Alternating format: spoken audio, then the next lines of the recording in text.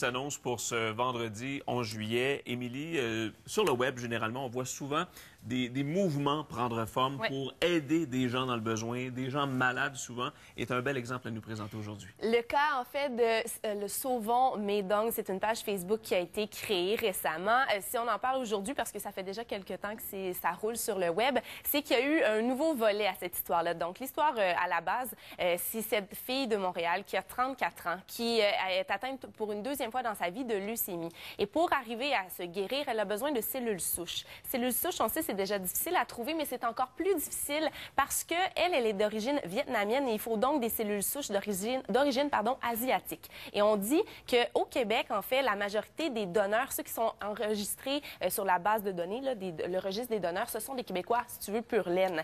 Et donc, on a de la difficulté. Alors, elle a fait un groupe Facebook pour essayer d'obtenir de l'aide parce qu'il lui reste vraiment quelques mois à vivre. Jusque-là, bon, c'est une histoire très triste. Évidemment, ça fait le tour du web. Mais ce qu'il y a d'intéressant, c'est que cette fille-là, c'est une très grande fan du chroniqueur Rabi Ramal qui écrit à chaque semaine sur Urbania. Rabi, lui, a entendu parler justement de cette page Facebook-là, est allé l'aimer et elle a vu qu'elle avait son soutien. Donc, elle lui a dit, t'aurais pas envie d'écrire un article sur mon cas? Lui, il a dit, ben c'est parfait, ça va me faire plaisir de m'investir. C'est ce qu'il a fait, promesse tenue. L'article a été diffusé, hier, je crois. Ouais, c'est ça, le 10 juillet, donc c'est hier. Et puis, à ce moment-là, évidemment, ça fait jaser les Ça fait boule de neige, ouais. Ça fait boule de neige. Et ce qu'on dit, c'est qu'en fait, on parle justement de cette problématique du registre des donneurs pour ceux qui ne sont pas nécessairement québécois, comme je le disais, pure laine. Et on vous invite, si peut-être ça vous parle ce matin, d'aller en ligne sur le site web emma-québec.qc.ca pour peut-être faire vraiment la différence dans la vie de cette fille-là. Effectivement. Ouais.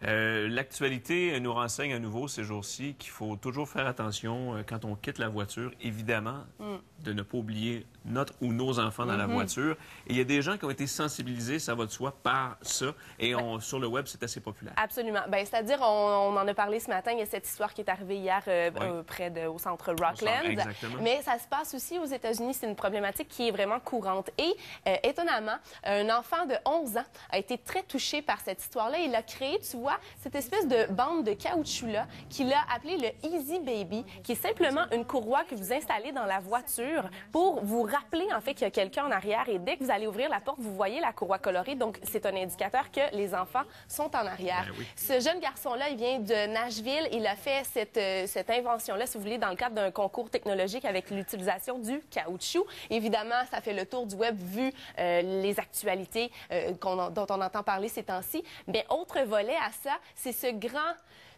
costaud. Il s'appelle Terry Williams, c'est un Américain.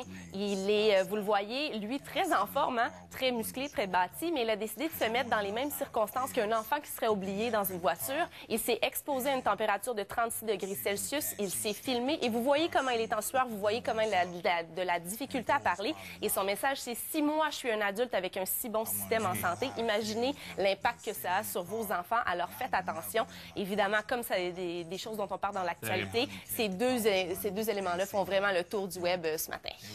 Et en terminant rapidement, juste une nouvelle concernant Amazon qui s'en viendrait avec un nuage informatique. Absolument. Moi, dans la vie, je travaille vraiment beaucoup avec la suite de Google Docs qui est en ligne. Donc, les courriels, tous les documents, je stocke ça directement sur le web. Amazon lance le même principe pour faire vraiment rivalité, si tu veux, concurrence avec Google Docs.